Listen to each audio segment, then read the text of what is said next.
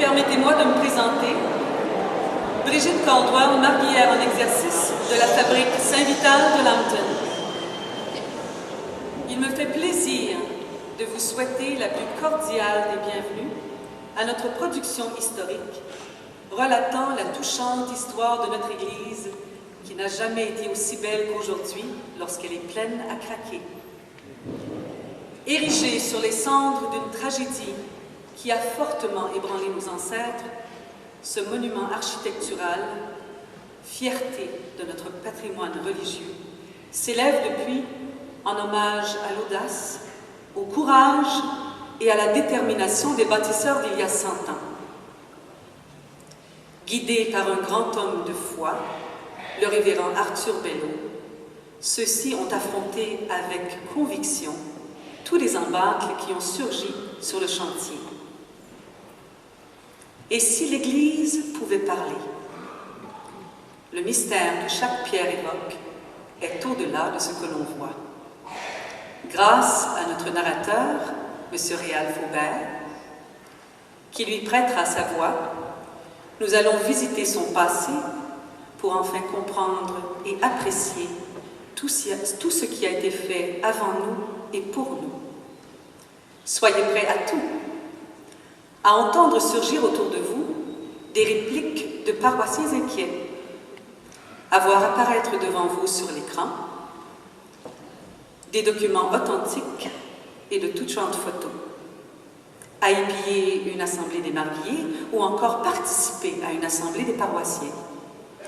C'est une façon interactive de vous faire revivre votre passé. Portez donc une attention particulière au nom de famille que vous allez entendre, car il se pourrait fort bien que ce soit ceux de vos ancêtres. Sans plus tarder, place à notre narrateur.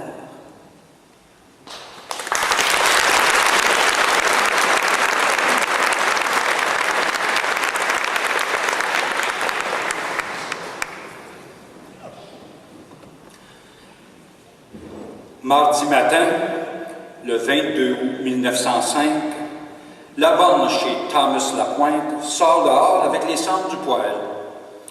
Et comme à l'habitude, les jette sur un tas de déchets près de la grange. Loin de se soucier d'un quelconque danger, elle rentre tout bonnement dans la maison. Au cours de la matinée, le vent qui menaçait déjà attise les cendres encore chaudes, qui s'emballent à un tel point qu'il faudra plusieurs personnes et seaux d'eau afin de maîtriser les flammes. Croyant le tout sous contrôle, chacun rentre chez soi, tournant le dos à la menace qui sommeille toujours.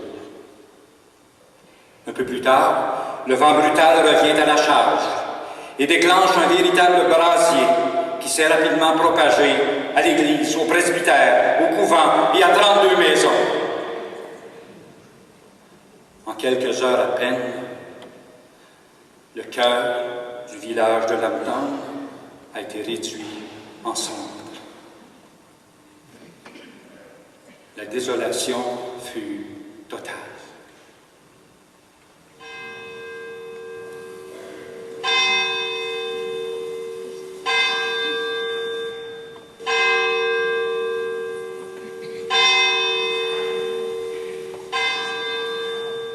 Le dimanche suivant, à 9h30, Vital, la seule cloche sauvée du désastre, réunissait les paroissiens dans un coin du cimetière où, sous une tente élevée à la hâte, le révérend Arthur Belleau allait offrir le saint sacrifice de la messe.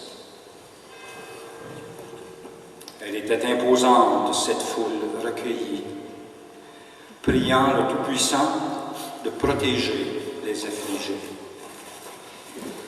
Voici le révérend Arthur Belleau dans son sermon. Mes chers paroissiens, nous avons vécu cette semaine des moments de grande douleur, de grande souffrance. J'ai le cœur déchiré en regardant les Audettes, les Baillargeons, les Bélanger, les bureaux, les Dion, les Godbout, les Guertin, les Julien, les Lapointe, les Morin, les Prévost, les Richard, les Roberge, les Roy, les Simard, les Turgeon, qui ont tout perdu, ou presque. J'ai tellement de peine à la vue des ruines de notre Église, notre couvent, mon presbytère. Moi, Arthur Bello, je suis avec vous depuis 16 ans. Ensemble, nous avons bâti un presbytère et un couvent. Nous avons adopté 3 grandes voix qui, du haut de leur clocher, nous rassemblaient tous. Nous avons tissé des liens que le Seigneur aujourd'hui vient éprouver. J'ai une grande foi en Dieu, une confiance aveugle et inébranlable en sa providence. Nous devons nous soutenir, nous entraider, travailler ensemble pour traverser avec foi, espérance et charité cette dure et lourde épreuve. Avec Dieu, mes frères, j'ai foi en nous. Mes amis, nous ne pouvons plus nous rassembler sous cette lampe. Il faut construire une chapelle temporaire. Bernard. Bonne idée, oui. Oui, on va être là pour vous épauler. Oui, moi aussi, disponible. Tiens. Bâtir une chapelle temporaire. Quelle bonne idée. En ce dimanche 3 septembre, l'office divin a toujours lieu sous la tente. Dans son prône, M. le curé invite alors les paroissiens à partager le modeste espace de 100 pieds sur 40 de la chapelle provisoire qui sera prête pour le dimanche suivant.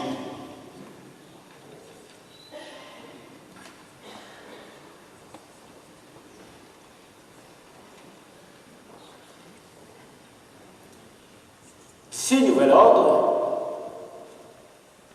nous aurons les dimanches une première messe à 8h30 pour les gens du village et des environs et une autre à 9h30 pour les gens plus éloignés. Aussi, je vous donne la permission extraordinaire de travailler le dimanche en faveur des sinistrés. Que Dieu nous aide.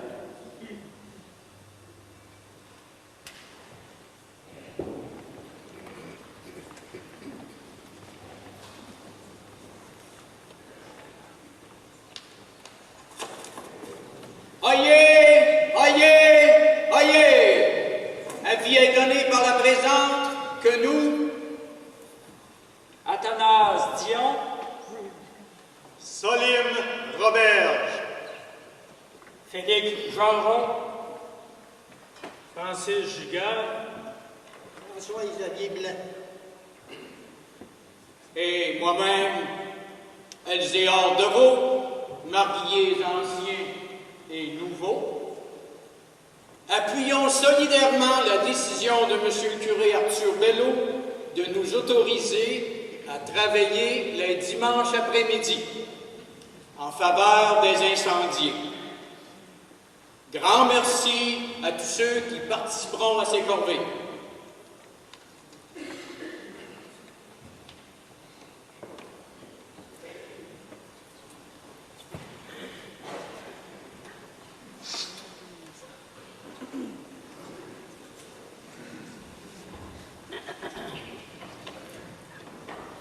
Et voilà comment se réglaient les affaires de l'Église et de la fabrique. À cette époque, Les marguilliers se réunissaient en assemblée après la deuxième messe du dimanche. Le conseil de fabrique était composé de 3 hommes qu'on appelait marguilliers du banc ou en exercice. Leur terme avait une durée de 3 ans. À chaque année, un nouveau marguillier était élu. Le plus ancien des 3 devenait automatiquement le marguillier en charge, c'est-à-dire le responsable des finances de la fabrique pour l'année en cours. Il devait déposer son rapport financier, ce que l'on appelait la reddition des comptes, en fin d'année et le faire approuver par l'Assemblée avant de quitter son poste. Comme il n'y avait que 3 marguilliers en exercice, la coutume voulait qu'on invite régulièrement aux assemblées les anciens marguilliers. Ces derniers avaient même le droit de proposer et de seconder. À chaque assemblée, un seul sujet faisait l'objet d'une résolution. Au prône du 10 septembre 1905, Monsieur le curé annonce l'Assemblée des marguilliers, anciens et nouveaux, tenue à la sacristie de la chapelle temporaire. Et voilà que l'Assemblée est déjà commencée. Et on peut sous-entendre que des échanges animés ont déjà eu lieu.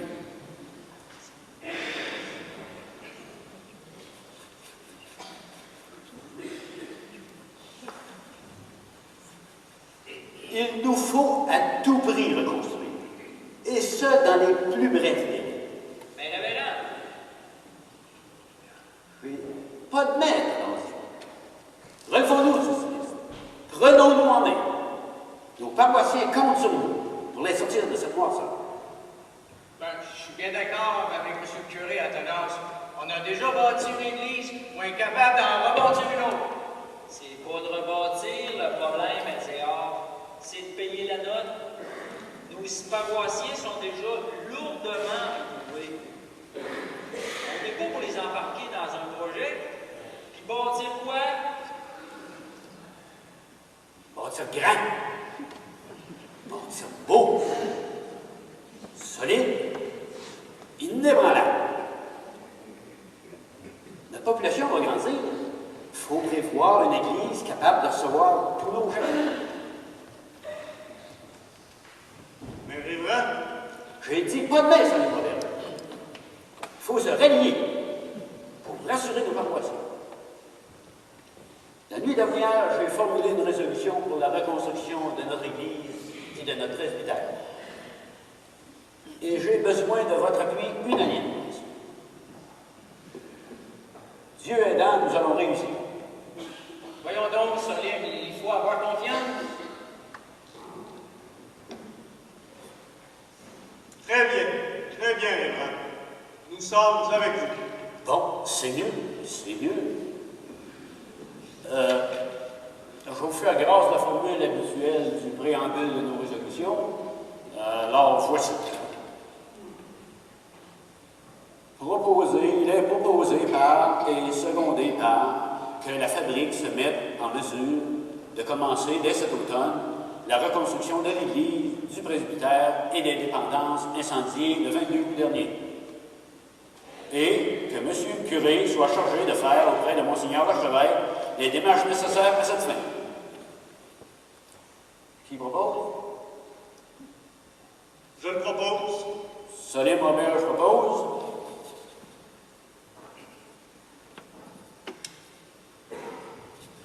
Secondé par Elzéar de Vausegat.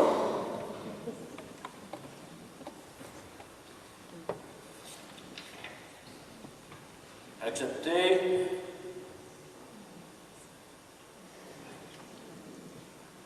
À l'unanimité.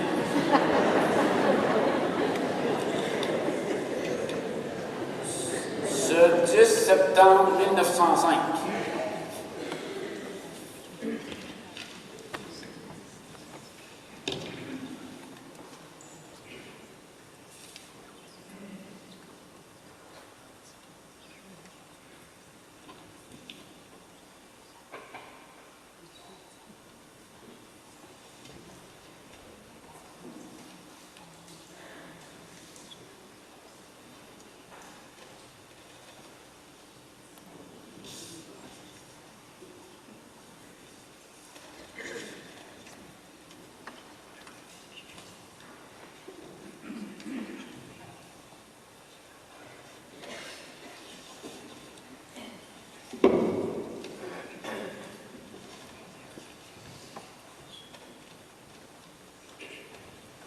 éclairci les yeux.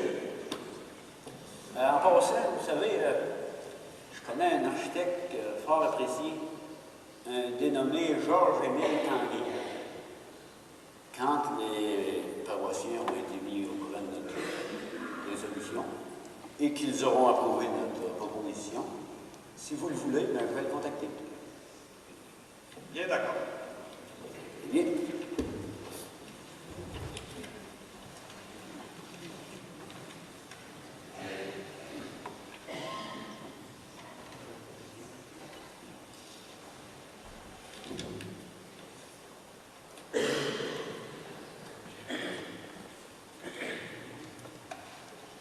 La résolution des Marguilliers de reconstruire dès l'automne est approuvée par les paroissiens le 17 septembre 1905 lors d'une assemblée de francs tenanciers tenue dans la chapelle provisoire, 4 semaines à peine après le feu.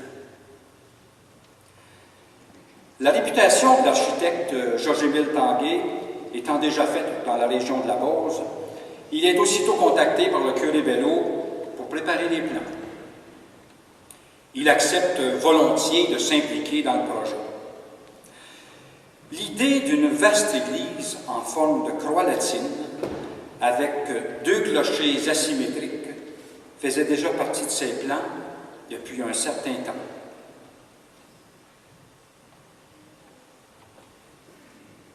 C'est ce dont j'avais l'air sur papier. Une fois acceptés, les plans sont signés devant le notaire J. Ernest Guertin.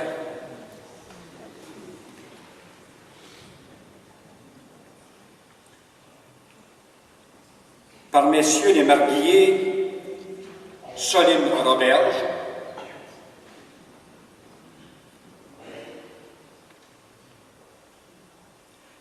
Elzéar Deveau,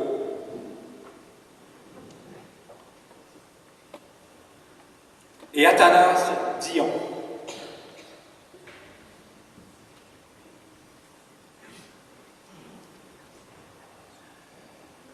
Par monsieur le curé Arthur Belleau, l'architecte Georges-Émile Tanguay et monsieur Alfred Giroux, entrepreneur général, qui s'était vu accorder le contrat pour l'extérieur de l'Église, par les Marguilliers, au montant de 40 900 $. Oui, 40 900 $.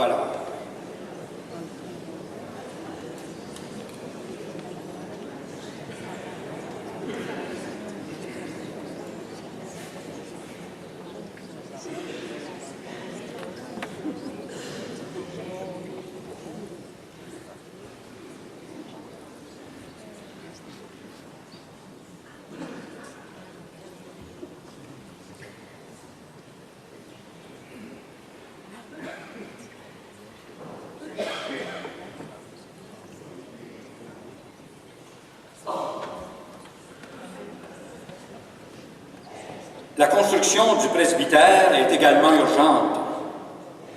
On choisit donc le même architecte que pour l'Église, mais on fait appel à un autre contracteur en la personne de M. Edmond Lepage. Le contrat se signe le 24 décembre 1905 au montant de 5 425 $. Oui, je vous comprends, les prix attirent les murmures. Les plans de cette bâtisse, tout comme ceux de l'Église, se retrouvent au Centre d'archives de Québec, dans le fonds Raoul Chaînevert.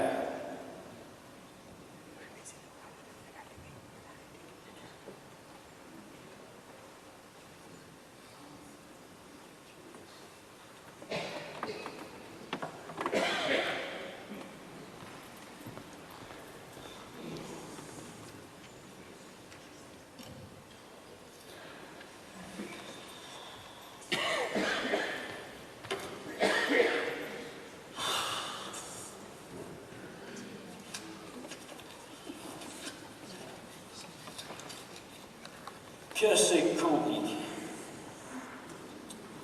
Que c'est compliqué.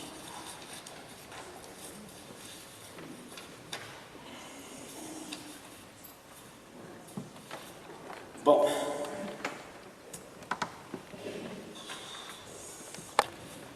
Si j'additionne le montant du contrat de l'extérieur de l'Église, 40 900 pièces, celui du presbytère, 5 425 pièces, les honoraires d'architecte, 8 pièces, sans oublier les dépendances,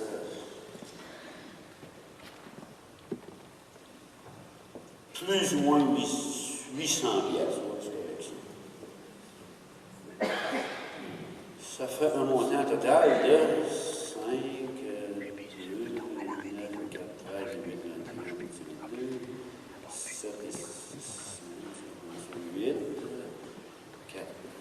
48 125.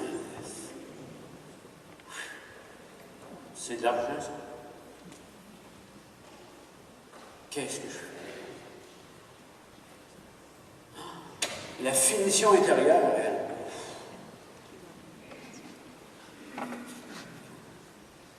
la fabrique va en main, le retour des assurances, 29 258.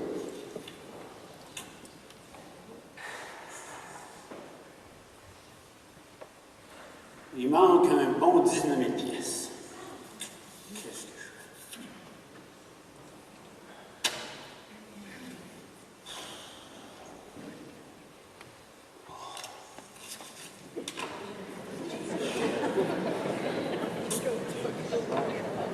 Il manque 19 000 pièces en plus de la finition intérieure.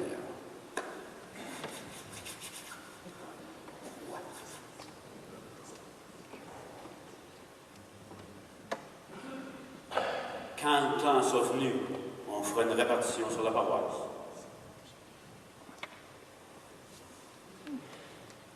Au Saint-Esprit, éclairez-moi.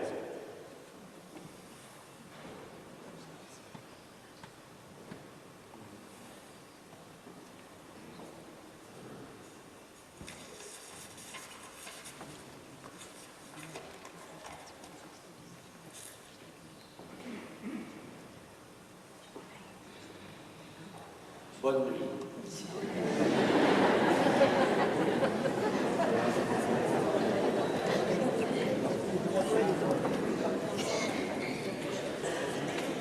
À leur assemblée du 22 avril courant, les marguilliers décident unanimement d'emprunter la somme de 20 000 $. Cette décision est approuvée par les paroissiens le 29 avril suivant. Une fois la démonstration faite à Monseigneur l'archevêque que la paroisse est capable de rembourser une dette à long terme, à même ses revenus annuels, on attend son approbation pour faire l'emprunt nécessaire. Dans ce temps-là, il n'était pas possible de faire ce genre d'emprunt dans des institutions bancaires. Il fallait donc faire du porte-à-porte pour trouver prêteur. Les bonnes relations du curé Bello lui facilitent la tâche et en peu de temps, il trouve l'argent nécessaire.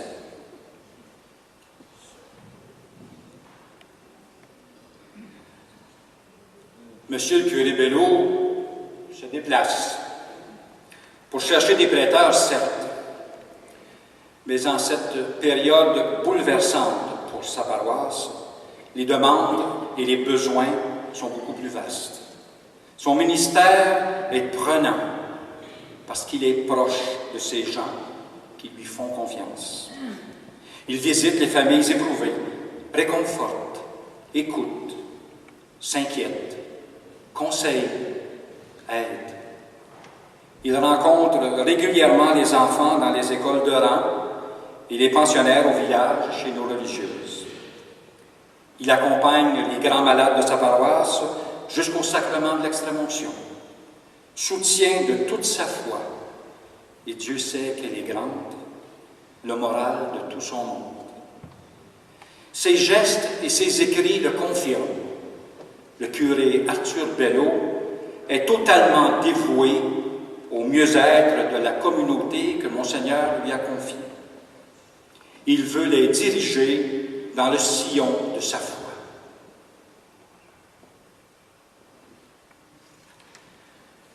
Pendant ce temps, les Sœurs de la Charité de Québec s'affairent à leur couvent. Dès le 16 octobre 1905, elles commencent la reconstruction de celui-ci, dont le contrat est accordé à l'entrepreneur Louis Gagnon de Lapton, sous la surveillance des sœurs Sainte-Lucie, Saint-Théodore et Sainte-Marguerite.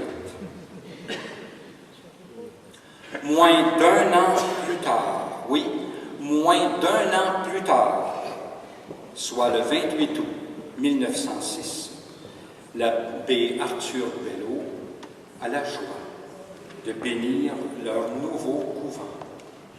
Et le 4 septembre suivant, les élèves sont accueillis pour une année scolaire normale.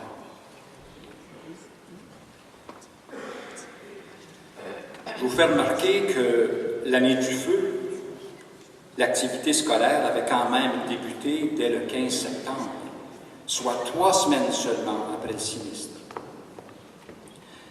C'est grâce à l'ingéniosité des commissaires et à la grande générosité des paroissiens qu'on a réussi à organiser des locaux pour offrir des cours réguliers aux enfants.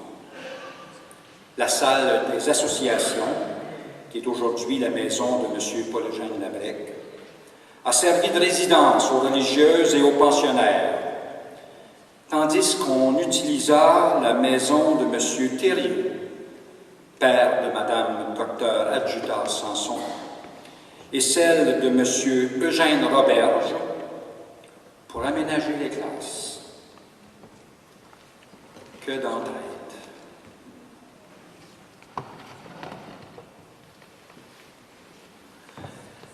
Bon, revenons à la construction de notre Église. Dimanche, le 1er juillet 1906, M. le curé Bello annonce la bénédiction de la pierre angulaire de l'Église.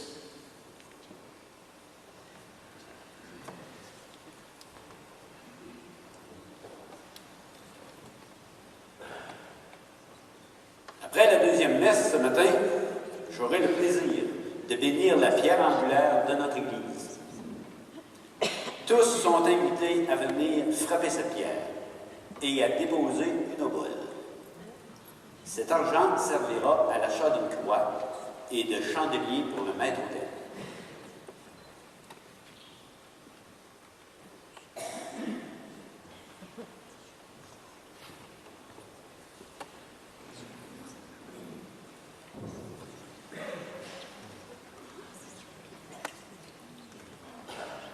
Benedictio Dei Omnipotentus, Patris et Filii et Spiritus Sancti.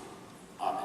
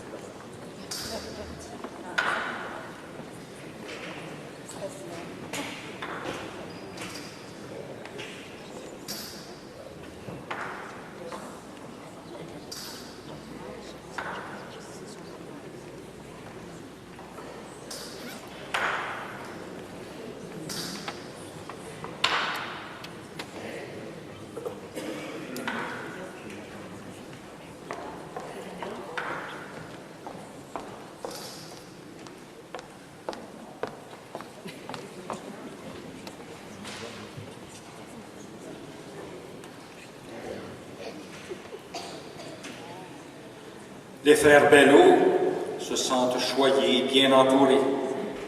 Recette de cette quête, 70 $ et 74 sous.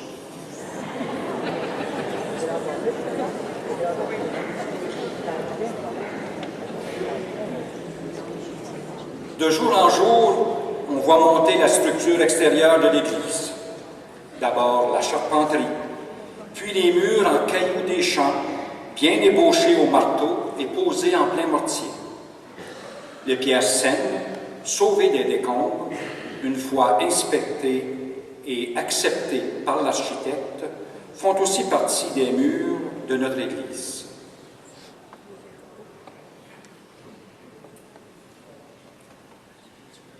Nous pouvons observer la progression du travail de nos maçons.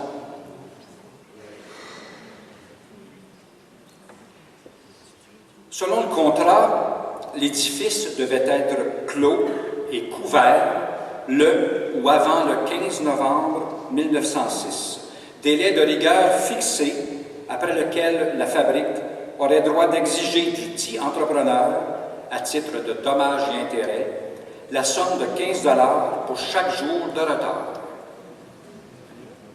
Les travaux, cependant, se terminent tels que prévu.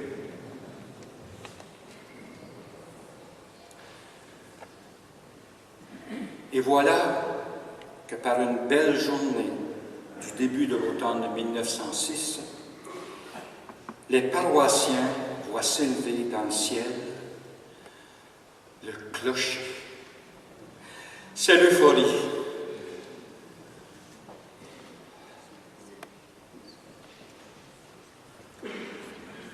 Comme Église, à ce moment-ci, je suis très ému. Ce clocher vient confirmer leur foi profonde en Dieu.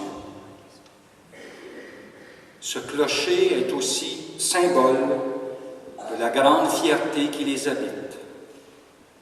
Ce clocher est la preuve indéniable de leur courage.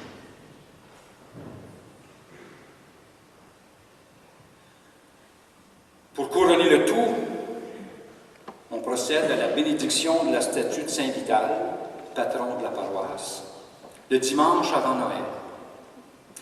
Cette imposante statue en bois recouverte de métal, dont un généreux paroissien, avait été installée au-dessus du portail par l'entrepreneur tel que stipulé dans le contrat. Je sens que mes émotions me transportent. Je suis embelli, excité. J'ai eu une telle hâte de vous dire tout ce qui m'entoure que j'en bouscule le temps. Je suis déjà rendu à Noël. Mais on doit reprendre l'ordre chronologique des événements. Nous sommes à l'automne 1906.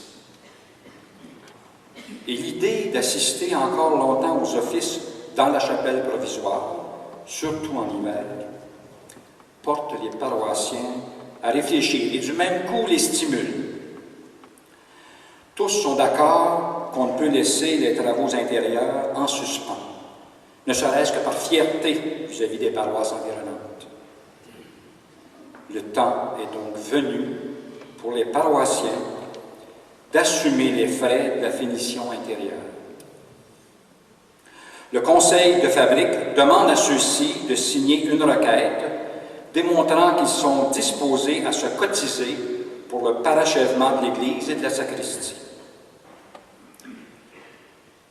Mais les signataires retardent et M. le curé s'en inquiète.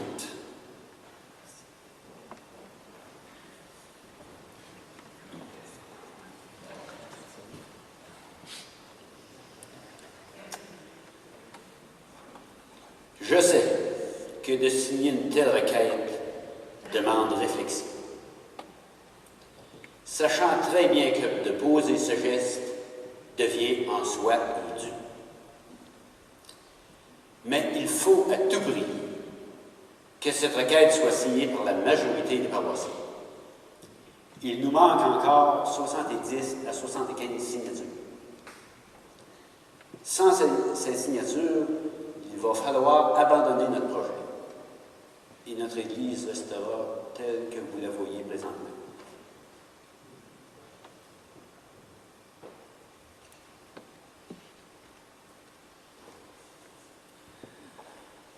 Le 30 septembre 1906, la requête est enfin présentée à Monseigneur l'archevêque dans une lettre du curé Bello. C'est cette lettre que nous voyons et je me permets de vous la lire. Saint-Vital de Lambton, Beauce, 30 septembre 1906. À la grandeur, Monseigneur Louis-Nazaire Bégin, archevêque de Québec. Monseigneur, j'ai l'honneur d'adresser à votre grandeur une requête de mes paroissiens demandant l'autorisation de finir l'intérieur de leur église en construction. La fabrique ayant fait les frais d'extérieur avec l'aide des assurances de l'ancienne église incendiée, les paroissiens sont disposés à se cotiser pour faire l'intérieur.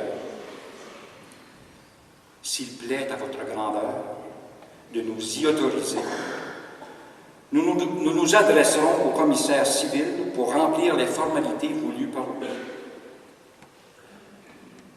J'ai l'honneur d'être, Monseigneur, de votre grandeur, le très humble et obéissant serviteur, Arthur Bello, prêtre.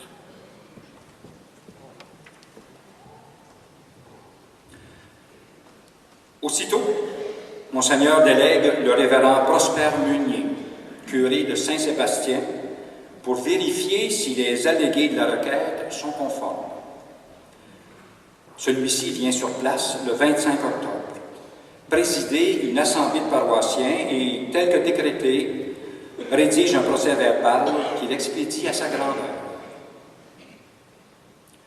La réponse de Monseigneur ne tarde pas à venir, si bien que le 28 octobre 1906, dans son bronze du dimanche, le curé Bello, tout heureux, fait lecture du décret de Monseigneur permettant le parachèvement de l'Église.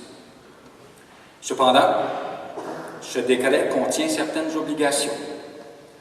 Monseigneur accepte que les paroissiens s'engagent légalement à payer les coûts de ces travaux. Mais il exige en plus la nomination de 3 syndics.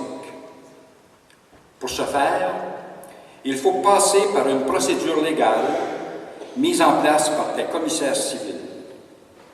Monsieur le curé donne les explications appropriées et présente une requête préparée à l'intention des 10 commissaires, demandant l'autorisation de tenir une assemblée générale des francs-tenanciers pour nommer les 3 syndics qui seront chargés d'exécuter le décret de l'évêque.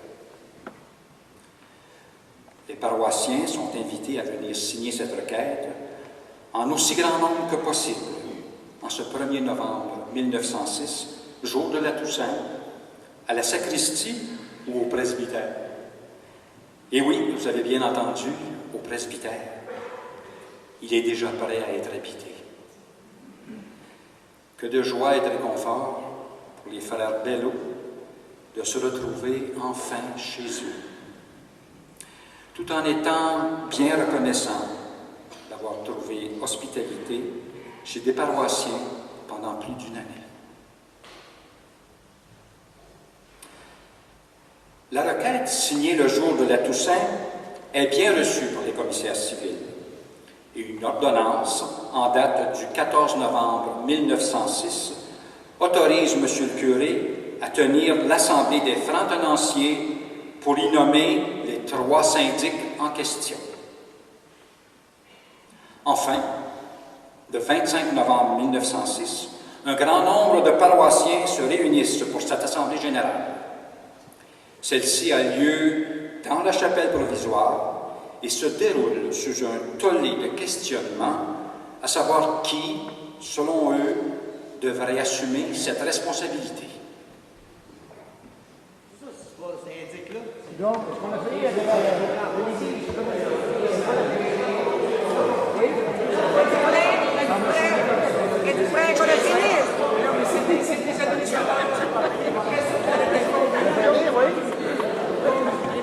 Comme l'intérieur de l'église, on a fini, oui. OK?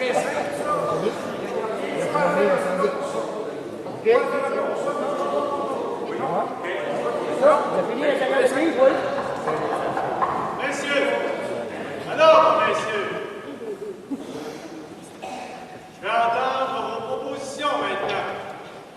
Moi, Johnny Bélanger, propose Dr. Editor Sanson. Bravo.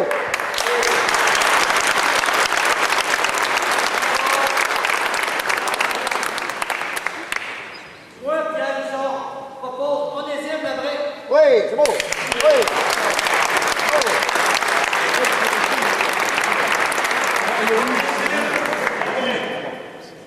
Moi, Cyril Lapointe, propose Pierre Fortier. Non, pas question. Non, oh non, pas lui. Non, pas question. Non, pas lui. Pierre Fortier. Moi, Cyril Bureau, je propose Francis Giguère. Oui, c'est beau. Oui.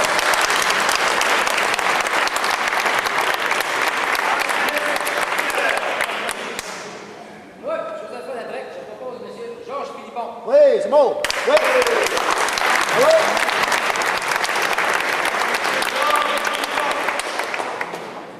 D'autres suggestions? Alors, très bien. Mais avant de passer au vote, je demanderai à chacun s'il accepte ou s'il refuse sa nomination. Au bout du compte, M. Giguère et Philippon s'abstiennent pour des raisons personnelles.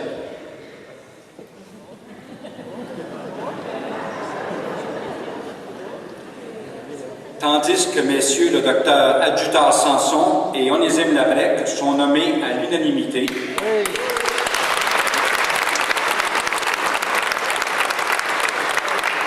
Pour ce qui est de M. Pierre Fortier, il est nommé sur division, 99 voix pour, 12 voix contre.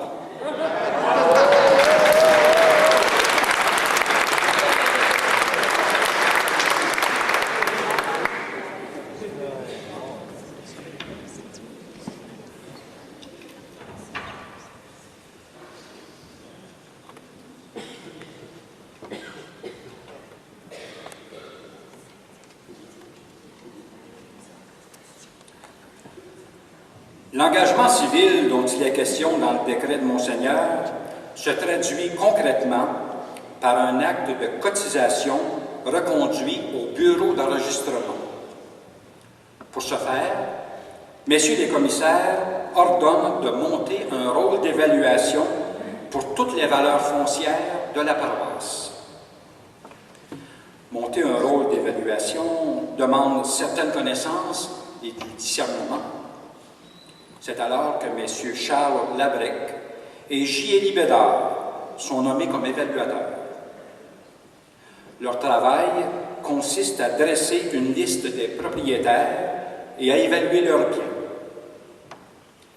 Ils aboutissent à une valeur foncière totale de 560 705 $.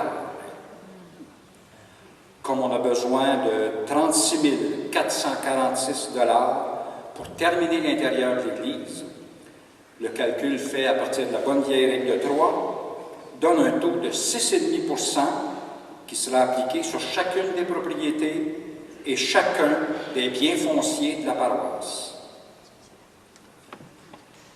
Dans son prône du dimanche 13 janvier 1907, Monsieur le curé demande à messieurs les évaluateurs et messieurs les syndics de se réunir le lendemain à 9 h pour une dernière révision du rôle d'évaluation. Le 14 mars 1907, l'acte de cotisation est enfin homologué. Les paroissiens auront à rembourser le montant en 12 versements de 8 mois en 8 mois à compter du 1er avril 1907.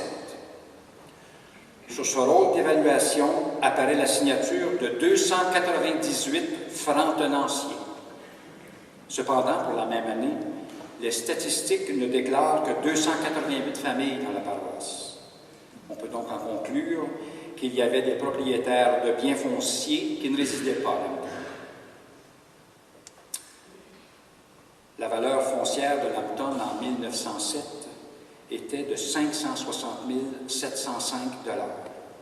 Et voilà que 100 ans plus tard, elle est passée à 138,5 millions de dollars, 247 fois plus élevé. L'acte de cotisation signé par les paroissiens donne à la fabrique, conjointement avec les syndics élus, un pouvoir d'emprunt pour payer l'entrepreneur, M. Alfred Giroux. Les révérends Arthur et Louis Bello sont à nouveau nommés procureurs de la fabrique pour contracter tout nouvel emprunt et signer les actes ou billets requis. Et le chantier est de nouveau en marche. Et suivant le devis, ouvriers, plâtriers et ébénistes y vont de bon cœur pour terminer la finition intérieure de l'église et de la sacristie, qui laisse déjà entrevoir de véritables chefs-d'œuvre. Aux murs et aux voûtes terminées s'ajoute l'ameublement. Qui d'entre nous ne se souvient pas de ces moments fébriles, attendant tout penaud de passer à la confesse dans les somptueux confessionnaux de la sacristie?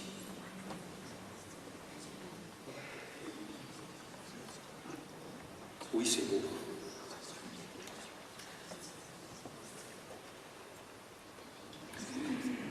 L'échafaudage requis pour l'exécution des travaux de tous les corps de métier est mis en place par l'entrepreneur menuisier, de manière que ce qui est nécessaire à l'un soit utile aux autres. L'entrepreneur est tenu, la veille de chaque dimanche, de faire nettoyer l'église et d'enlever toute pièce de bois pouvant nuire à la circulation des fidèles. Essayez un peu de vous imaginer perché sur les échafauds, en train de travailler au plafond de l'église. Pour ma part, aucun nom. À chacun son métier.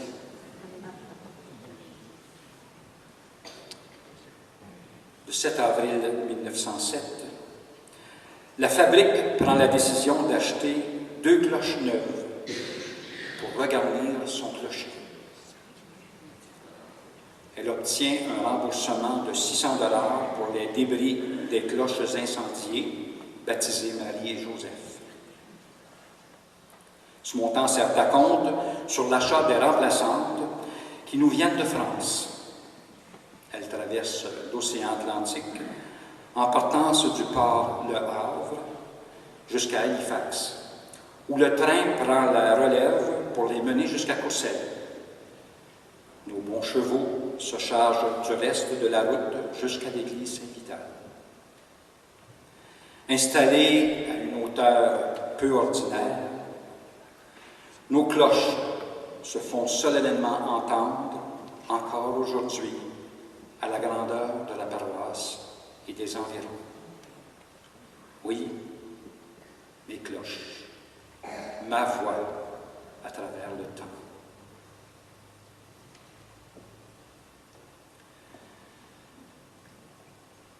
Nous en sommes maintenant à l'entraide, qui nous permettra de passer des décors de la chapelle temporaire à mon hôtel, mon cœur. Profitez donc de cette vingtaine de minutes, en vous dégourdissant le corps, pour consulter les cadres fixés à mes colonnes. On vous y parle entre autres de notre orgue, notre chaire, mon ébénisterie, nos vitraux, nos peintures murales, ou pour apprécier notre chemin de croix fraîchement restauré et qui fut pour la première fois installé le 17 novembre 1907, un don de M. Eugène Roberge. Alors je vous dis à tantôt et je vous fais signe quand on est prêt.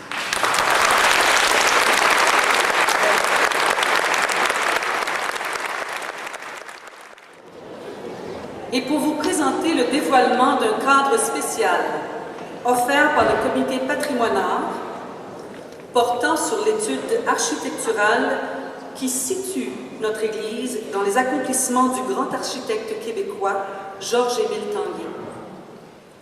Vous êtes tous invités, après cette pièce, à le consulter. Il sera posé sur la porte qu'on va avoir, sur la porte de la sacristie. J'inviterai M. Normand Saint-Pierre, président du comité patrimonial, ainsi que Madame Martha Théberge-Fortin, membre fondateur, qui nous quitte à la fin du mois de juin. Je trouve ça très désolant. C'est une femme qui a été très dévouée pour la communauté, tant dans les arts que dans l'Église et dans ses amitiés au bureau de poste. C'est une femme qui nous a vraiment charmés et on va s'ennuyer d'elle. Alors, je vous inviterai à nous dévoiler ce cadre, s'il vous plaît.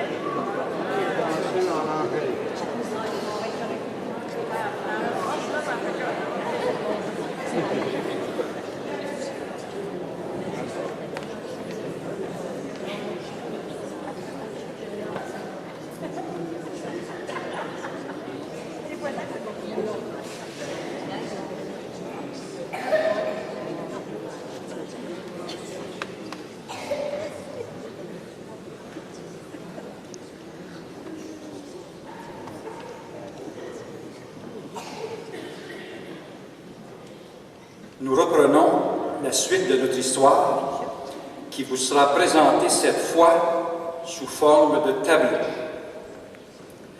Ceux-ci vous feront découvrir tout ce que l'Église a vécu et ce dont elle a été témoin une fois sa construction terminée. Premier événement d'importance, vendredi, le 1er novembre 1907, après la messe de la Toussaint, se tient la première vente des bancs. Ceux-ci sont vendus et payables immédiatement pour 6 mois. Ceux qui avaient leur banc dans la chapelle temporaire achèvent leur temps dans le banc qu'ils achètent et ne paient que 6 mois. Ceux qui n'avaient point de banc dans la chapelle doivent payer 8 mois.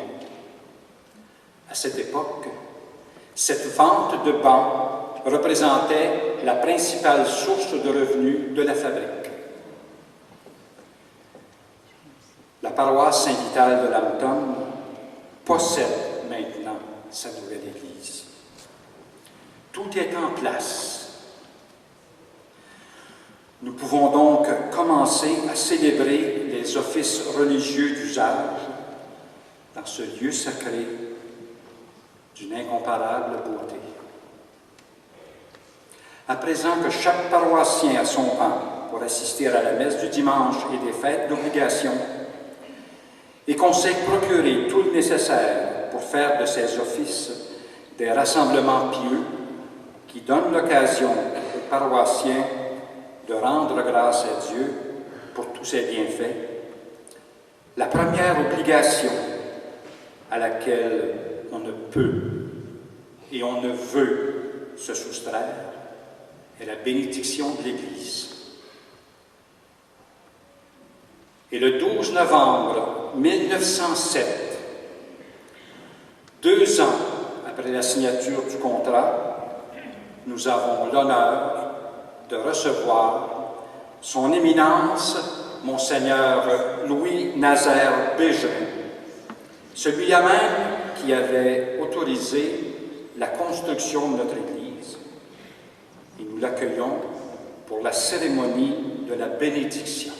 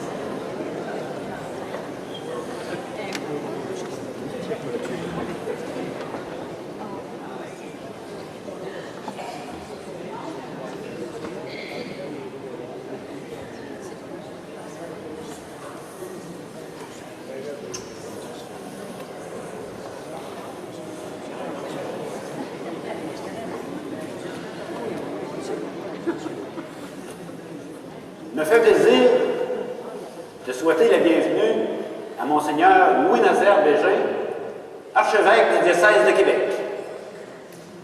Nul doute que vous connaissez la raison de sa présence parmi nous aujourd'hui. Monseigneur a suivi de très près les étapes de notre construction et apprécie grandement le courage et le dynamisme dont vous avez fait preuve. Je l'invite donc maintenant à procéder à la bénédiction de notre nouvelle Église.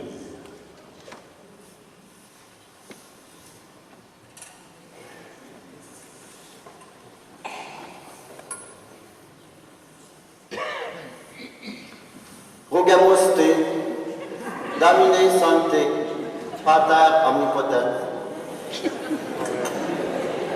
Eterne Deus, ut sit rebellium, salutare generi humano.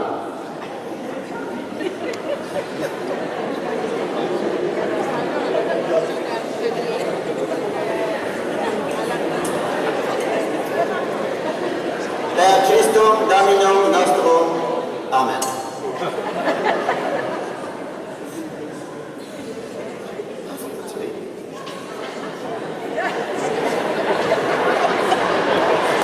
C'est un honneur de m'adresser à vous paroissiens de Saint-Vital de Lambda, pour vous féliciter du beau travail accompli en si peu de temps. L'Église, le presbytère et le couvent, qui avaient été incendiés le 22 août 1905, sont maintenant reconstruits avec une magnificence bien supérieure à ce qui existait auparavant. Tout y est élégant, brillant et dans un ordre parfait. D'accord avec votre digne pasteur, vous vous êtes remis à l'œuvre avec courage et entente parfaite, et vous avez voulu donner encore plus d'éclat à vos nouveaux édifices religieux. En retour, je demande à Dieu de tous vous bénir. In nomine Patri, et Filii, et Spiritus Sanctus. Amen.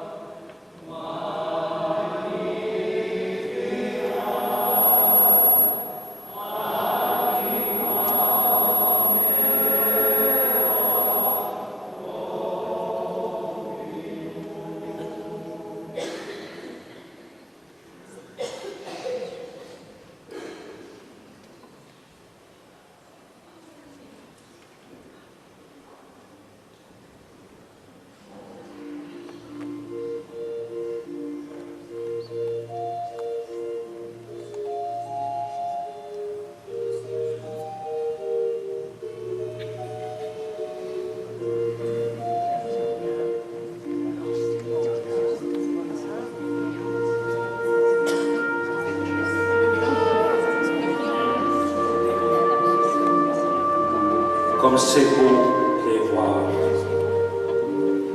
Les jeunes filles, dans leurs belles robes blanches et leurs voiles, et les jeunes garçons, avec leurs brassards, qui s'amènent pour la première communion et la confirmation.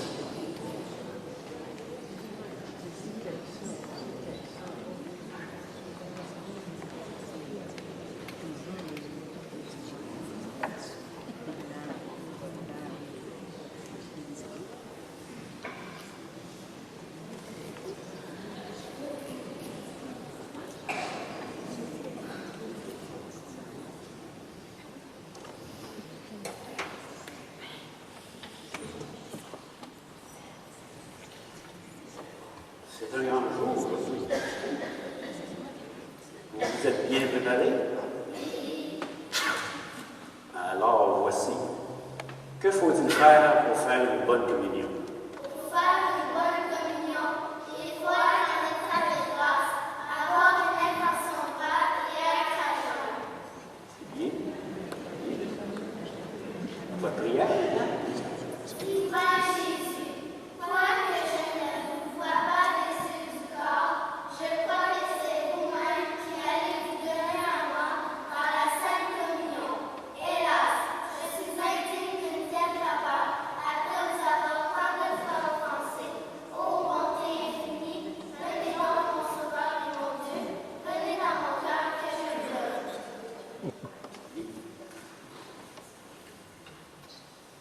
Benedictio Dei omnipotens, Patris et Filii et Spiritus Sanctus.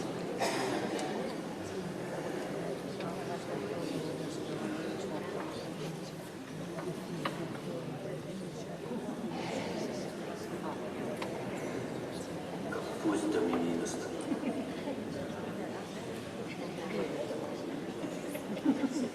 Corpus Domini nostri.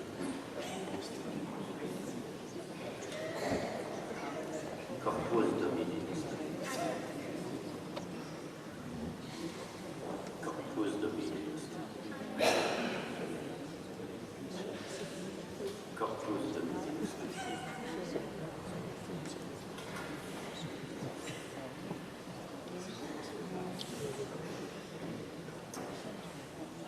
Chers enfants, remerciez Dieu pour l'adorable sacrement que vous venez de recevoir.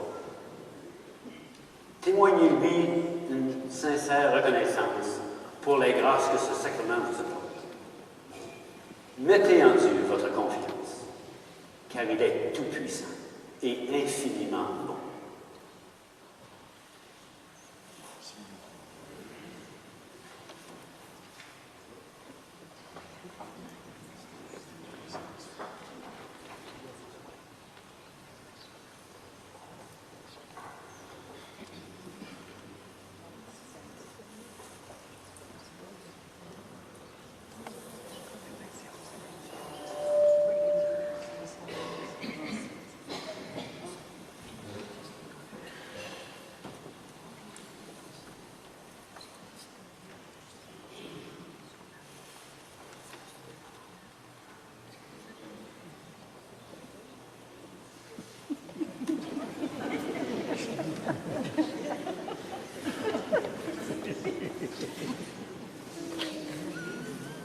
La confirmation est un sacrement par lequel nous recevons le Saint-Esprit qui nous donne la force de confesser notre foi sans crainte et de mener une vie sainte malgré les obstacles que suscite le démon.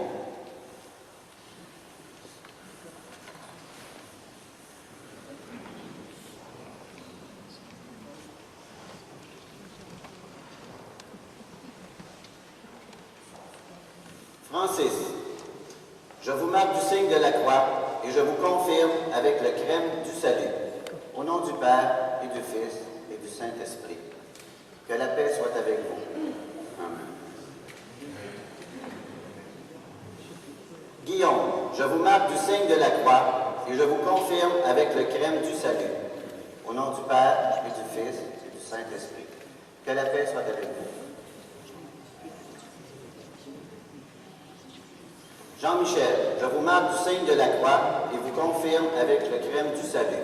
Au nom du Père et du Fils et du Saint-Esprit. Que la paix du Seigneur soit avec vous.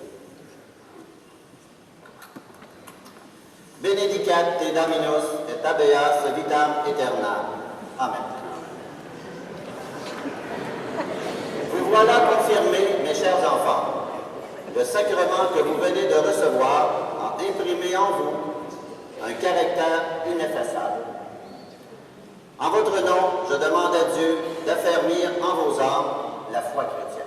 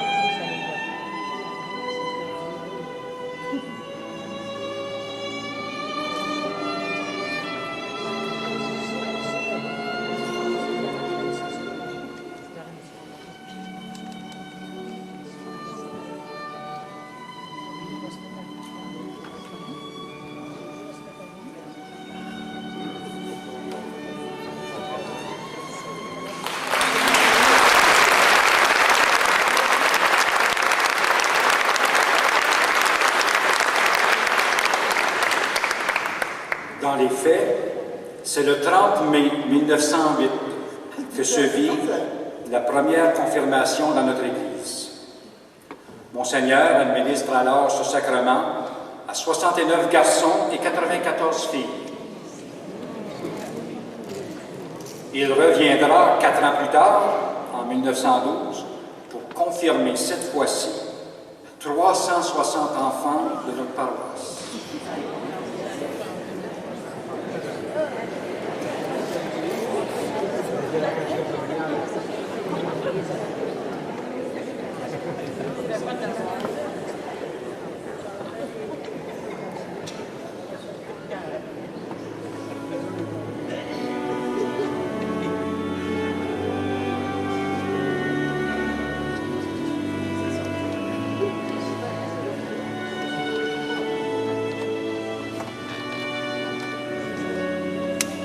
Le mariage est le sacrement qui unit et sanctifie la famille chrétienne,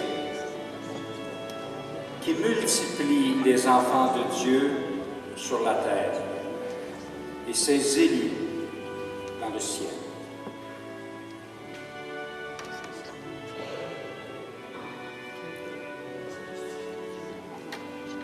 Le premier mariage célébré en notre nouvelle Église, ce fut le 7 janvier 1908. Et il fut celui de M. Alfred Turcotte et Anésie Lapointe, père et mère de M. Robert et Henri-Louis Turcotte, ici représentés par leur arrière-petite-fille, Marie-Claude Turcotte.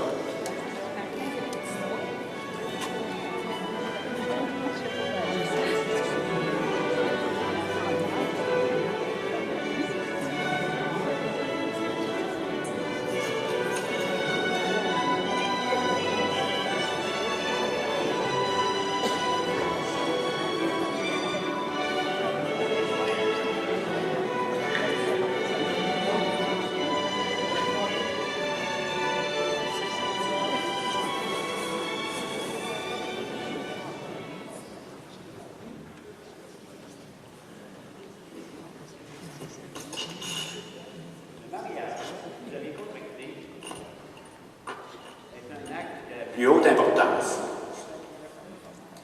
C'est une alliance qui représente l'union sacrée de Jésus-Christ avec l'Église, son épouse. Une alliance intime et indissoluble, dont la mort seule peut briser les liens. Voici le moment venu de vous donner l'un à l'autre, à la vie, à la mort. Alfred, voulez-vous prendre Anésie, qui est ici présente, pour votre femme et légitime épouse, selon le rite de notre mère, la Sainte Église? Oui, oui. Anésie, voulez-vous prendre Alfred, qui est ici présent, pour votre mari et légitime épouse, selon le rite de notre mère, la Sainte Église?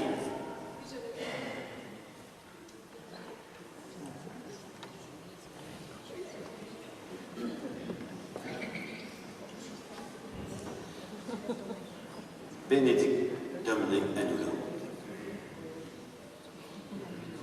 Ego conjugo et matrimonium, in nomine Patris et Filii et Spiritus Sancti. Amen.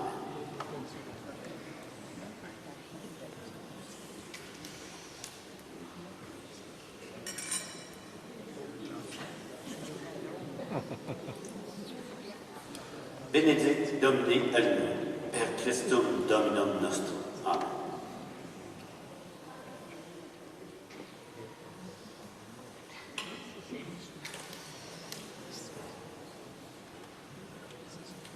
Vous voilà mariés, mon cher frère, ma chère sœur.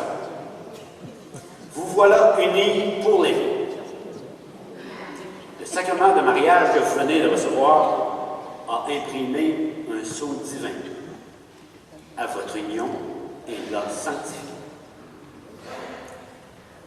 Avec ce grand sacrement, vous avez reçu la bénédiction de Dieu et de l'Église et toutes les grâces nécessaires pour remplir fidèlement les devoirs de votre époux. Que Dieu vous aide.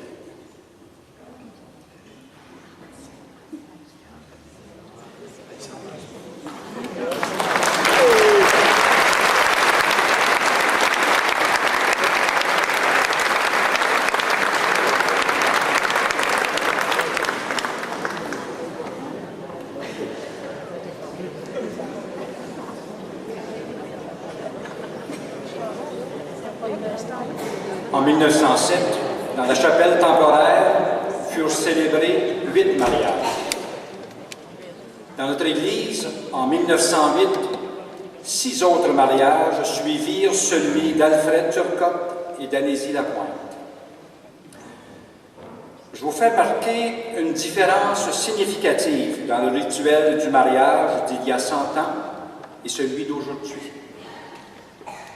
Maintenant, les conjoints s'échangent des anneaux bénis.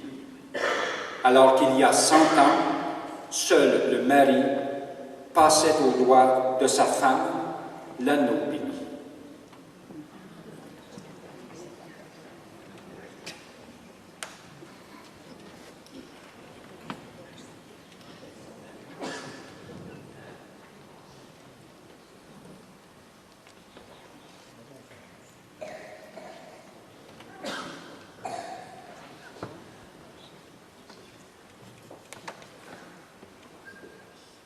Le baptême est le premier sacrement que notre Seigneur Jésus-Christ a institué pour sanctifier les hommes en imprimant dans leur âme le caractère de chrétien. Ce sacrement nous fait enfants de Dieu et de l'Église. Oh, d'accord. Et ce fut le cas pour Émile Paradis, fils de M. Édouard Paradis et de Maria Beaulé. Premier baptême célébré le 14 novembre 1907.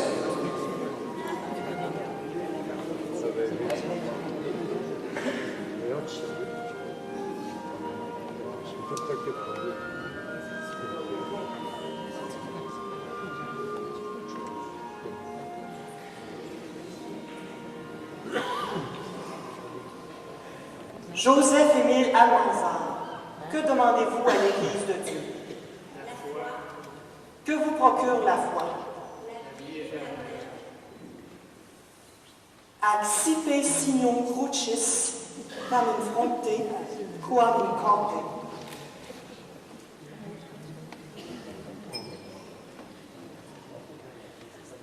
Joseph-Émile Almanzar, accipe san sapientiae.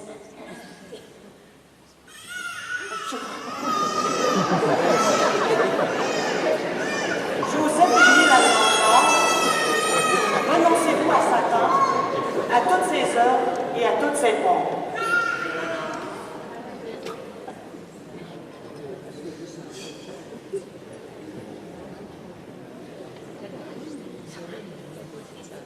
Ego te igno, olio salutis,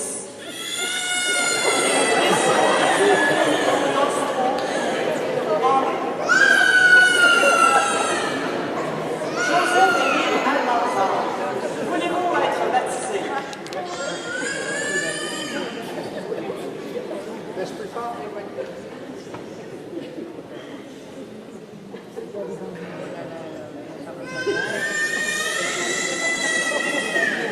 Joseph-Émile Almanzar, ego te baptizo, in nomine Patris et Filii et Spiritus Sancti. Amen.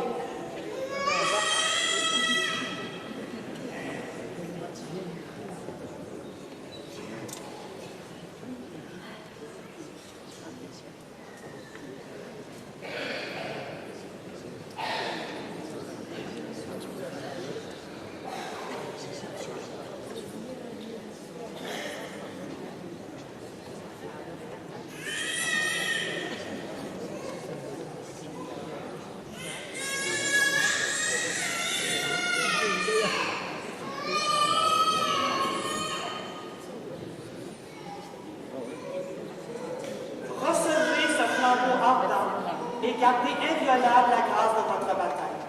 Observez les commandements de Dieu. Joseph-Émile Almanzar, vade in pace et Dominus sit tecum. Amen.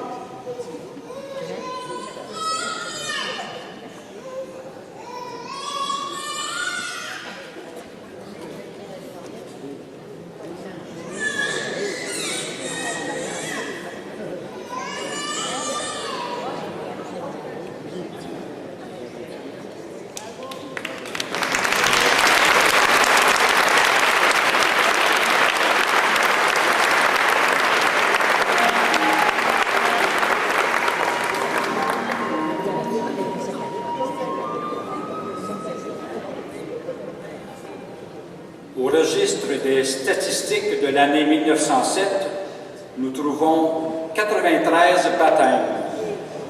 Et pour l'année 1908, 78 baptêmes sont répertoriés. Pour ces 2 années, 15 mariages versus 171 baptêmes. Oui. Moi aussi, en tant qu'Église, je m'en réjouis. Force est de constater le fait que les plus vieux couples font toujours leur devoir de chrétien.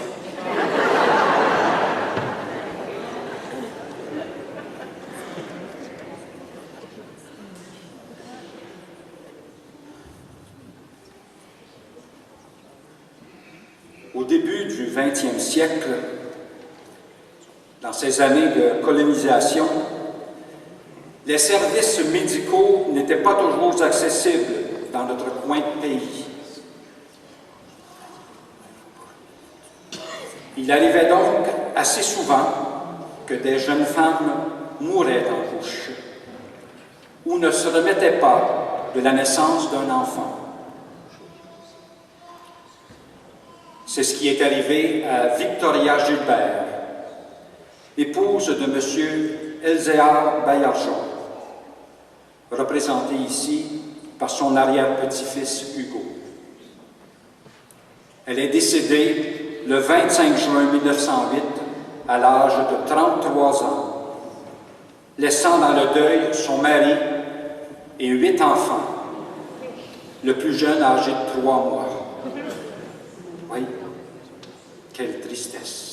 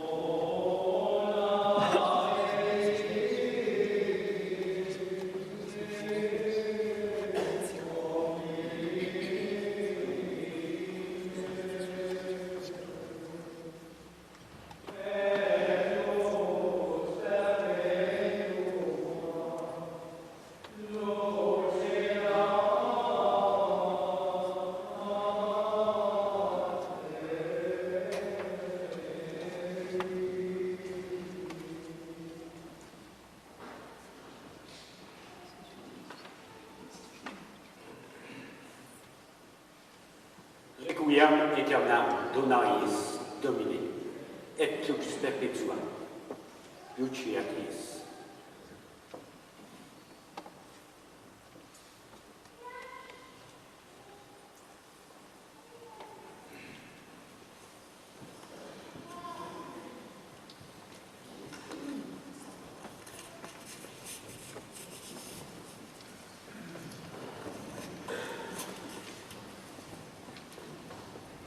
Mes chers frères,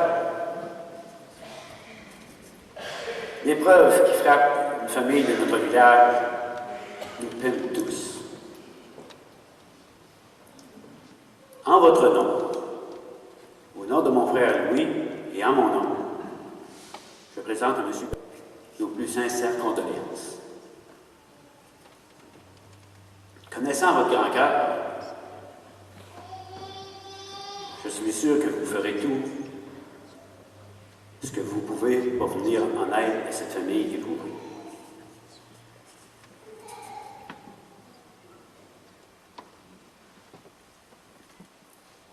Que Dieu nous aide.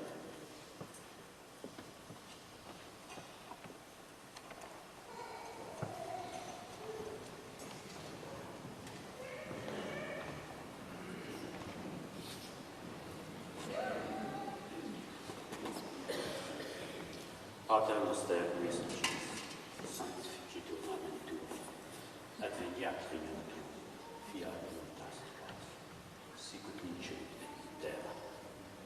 Panem nostrum quotidianum da nobis hodie, et vitae nobis dicta nostra, sicut et nos dictatoribus nostris, et nos in casam tentationem, sed libera nos a malo.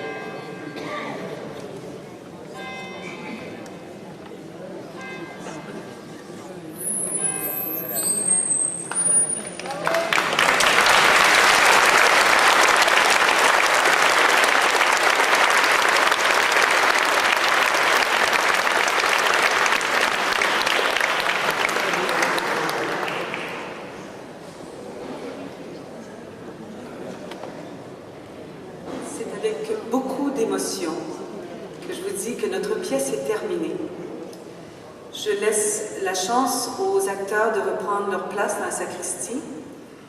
J'ai une invitation fort spéciale à vous faire au nom du comité du 100e, c'est que nous sommes tous conviés au cimetière pour un dernier hommage à ces grands bâtisseurs qui nous ont permis de vivre ces si beaux moments ensemble aujourd'hui. Si vous aviez la gentillesse de me permettre de nommer tous ces acteurs qui ont passé devant vous en guise de remerciement, ce sont des enfants de 3 mois à 85 ans, tous en fait des amateurs qui se sont prêtés très bien à l'exercice, qu'ils ont travaillé très fort pour arriver à ce produit aujourd'hui. Je vais commencer par remercier les bénévoles, Gaétane et Luc Grondin. Dans un village comme Lambton, on ne peut pas se passer de Luc Grondin. J'aimerais le faire béatifier, mais en fait, il nous manque un peu de miracles, et ça, il faut prendre une liste s'il y en a d'aucuns qui en ont.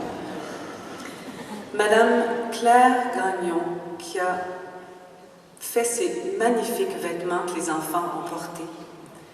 Laurence Arsenault, qui aussi a fait les brassards et qui aide comme une petite fourmi très travaillante. Rachel Bolduc, qui nous a aidés au montage. Martha Fortin aussi.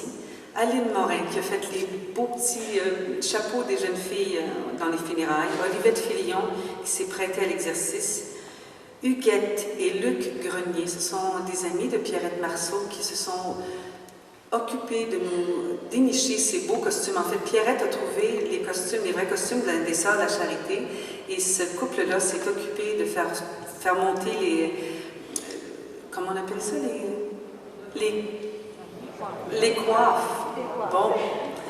Alors, pour Huguette et Luc Grenier, Monique Racine, Louise Couture, Lucille Lapierre, ce sont les femmes chrétiennes qui se sont occupées de nettoyer ces vieux vêtements qu'on a dénichés au sous-sol.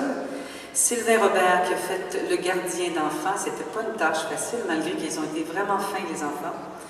Christian Dosti, qui nous a fait ce magnifique montage visuel, qui s'est occupé de la technique avec Pierre-Olivier Richard. Ils ont fait vraiment un travail magnifique, tout rentrait dans l'ordre, j'étais vraiment très heureuse. Manon Grenier qui nous a donné des conseils sur le montage pour les funérailles.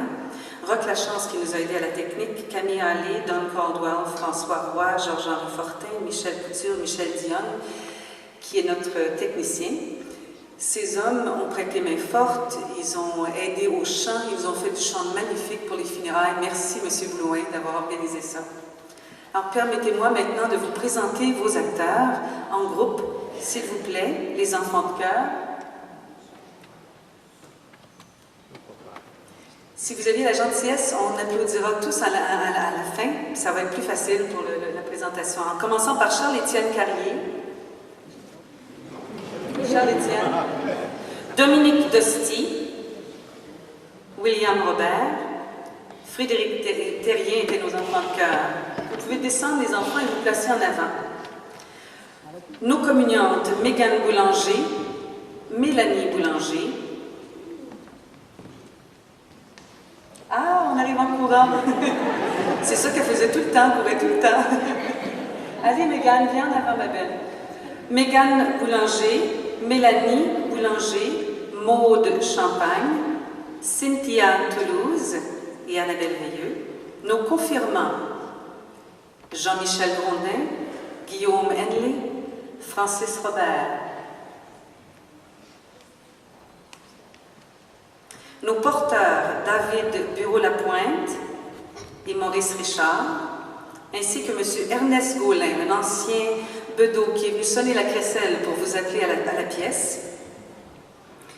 Nos signataires, M. Yves Guertin, qui est en fait, bon, il va me disputer, il est de la lignée de J. Ernest Guertin, il est venu représenter son ancêtre, merci. M. Dominique Champagne, qui s'est vraiment bien mêlé à toutes les tâches. Il nous a aidés au montage et il est venu faire son petit brin de comédie. Monsieur Claude Rouillard, qu'on remercie beaucoup.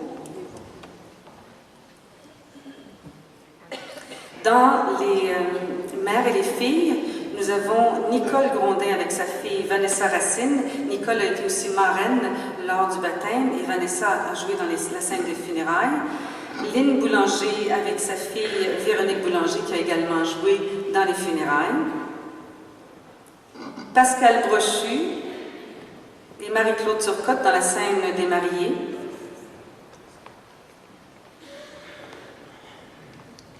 Étienne Robert, Chantal Bélanger et notre plus jeune acteur, Vincent Robert.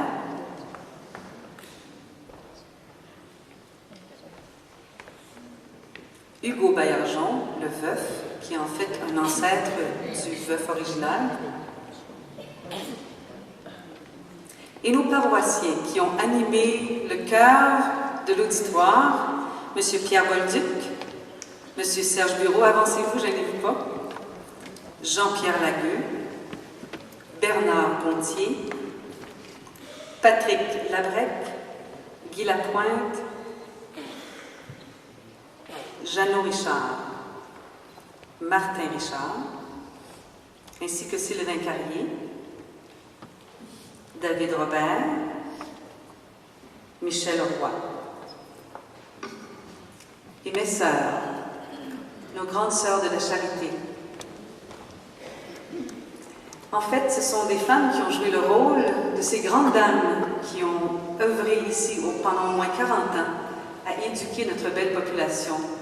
Je vous offre, mes sœurs, une source intarissable de merci pour le travail que vous avez fait parmi nous.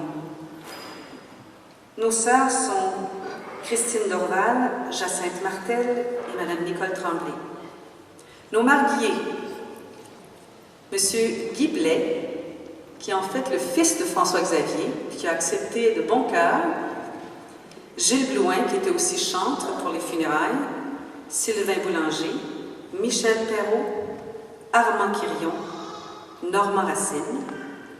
Et dans le clergé qui a réussi à vous faire rire, nous avons en fait Ludovic Dostier qui a été porte-croix et jeune homme à tout faire. Il nous a donné un vraiment bon coup de main. J'apprécie énormément son travail. Monsieur Mario Grimard et Monsieur Stéphane Bilodeau. Dans le clergé, notre Monseigneur avait de quoi nous faire rire malgré qu'il y ait d'une splendeur.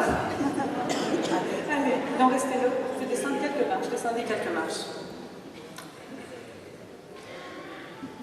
Il nous reste maintenant à honorer notre curé Bello.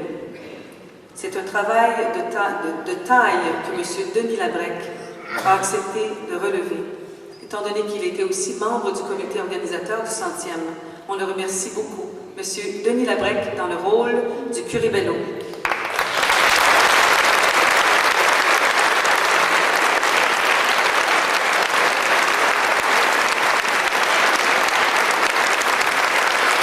Il nous reste à nommer notre narrateur, si vous avez la gentillesse, notre narrateur, M. Réal Faubert.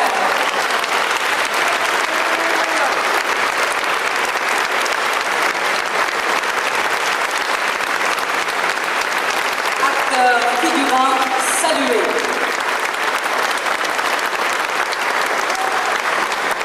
Et grand merci à ces deux femmes qui ont su fouiller l'histoire de notre Église et en créer la représentation.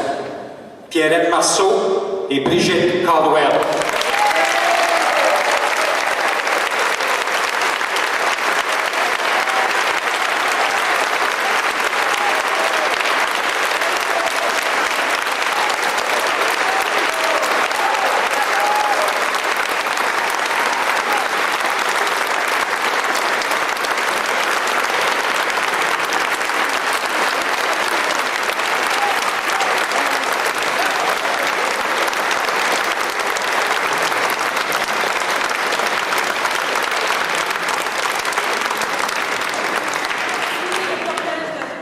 Nous nous rendons au cimetière en un dernier hommage.